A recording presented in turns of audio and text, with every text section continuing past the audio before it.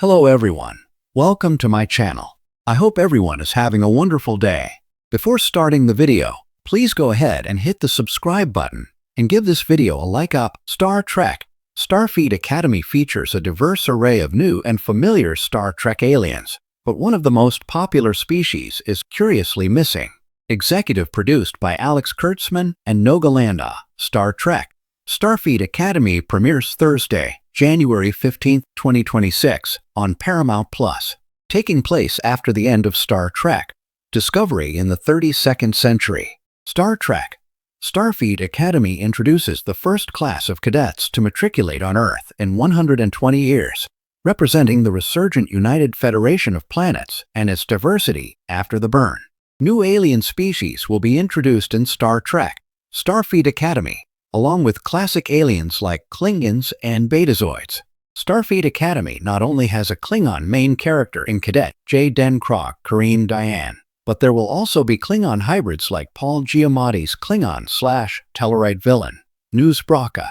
Even Starfleet Academy's Chancellor, Captain Nala Ake Holly Hunter, is half Lanthanite.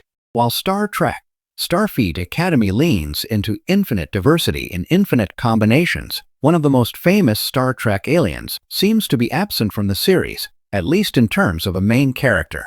Surprisingly, Star Trek Starfleet Academy has no Vulcan main character in the cast. There are likely Vulcan cadets attending Starfleet Academy, but the newest Star Trek series isn't leaning into a Vulcan series lead, at least in Season 1 thus far. Representing the expanded scope of the Federation in the 32nd century, Star Trek Starfleet Academy has 3 cadet main characters who are new species in the franchise. Genesis Life Bella Shepard is a Darsha, Darum Raimi George Hawkins is a Keonian, and Sam Karras Brooks is a Kaskian who is also a holographic being who recently came online and was programmed as a young adult. The lack of a Vulcan lead character in Star Trek Starfleet Academy may be because Star Trek Prodigy Season 2 recently introduced Majel Michaela Dietz, a teenage Vulcan. Prodigy was also set at Starfleet Academy in the 24th century, which would be too similar. Star Trek Discovery Season 3 provided a shocking update to the Vulcan soon after Commander Michael Burnham Sonequa Martin Green, who was raised on Vulcan, and the USS Discovery arrived in the 32nd century. Vulcan has been renamed Ni'Var to represent its new status as the combined homeworld of the Vulcans and the Romulans. Sometime before the 32nd century, the Romulans returned to their ancestral homeworld. The Kowat Malat, the sect of Romulan warrior nuns introduced in Star Trek Picard, and who Count Michael Burnham's mother, Dr. Gabrielle Burnham Sonia San as a member, was instrumental in bringing the Romulans and Vulcans together. Ni'Var is led by President Trina Taro Rosling, who is a Vulcan. Trina married Ambassador Saru Doug Jones at the end of Star Trek Discovery Season 5 finale. After Commander Burnham and the USS Discovery solved the mystery of the burn, Ni'Var still held back from rejoining the Federation as it rebuilt itself. However, Ni'Var resumed Federation membership in Star Trek Discovery Season 4.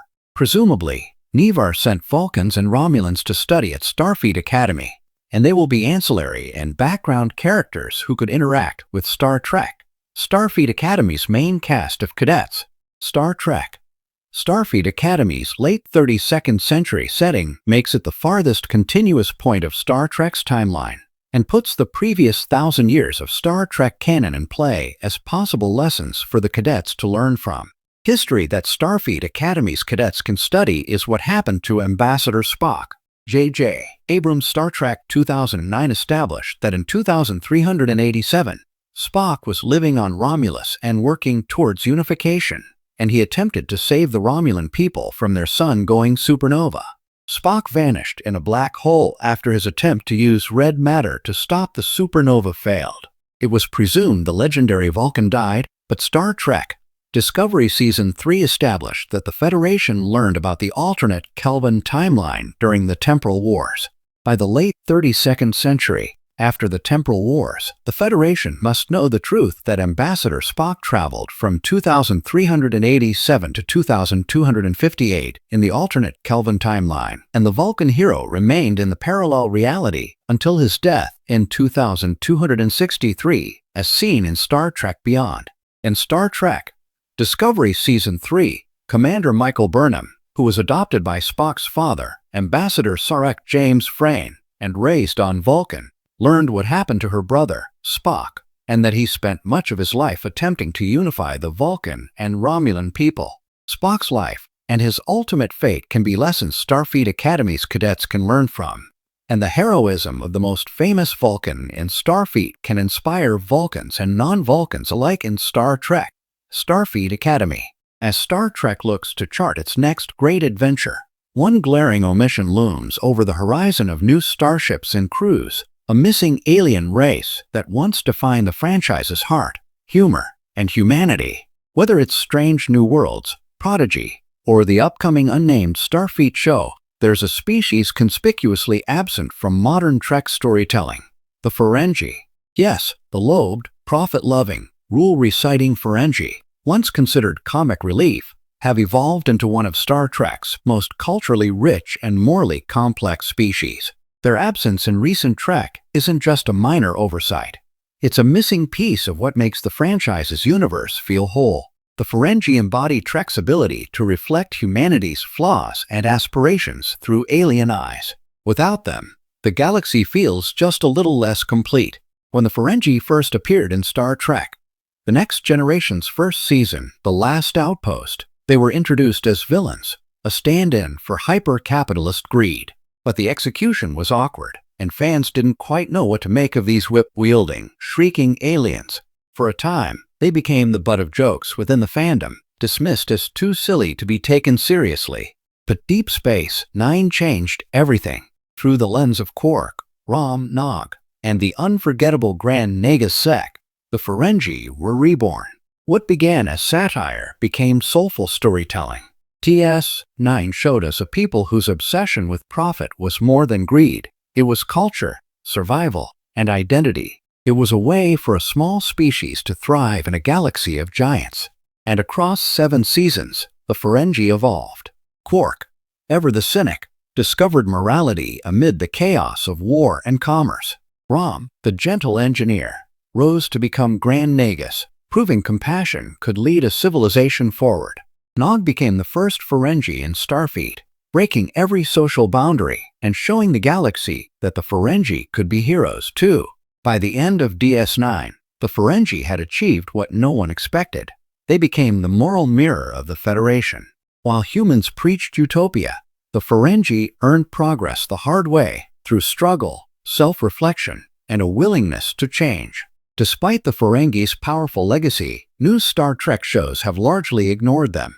Sure, we've seen a few cameos, a Ferengi ensign in Star Trek, Lower Decks, or a blink and you'll miss it reference in Picard. But these moments barely scratch the surface of what the Ferengi represent.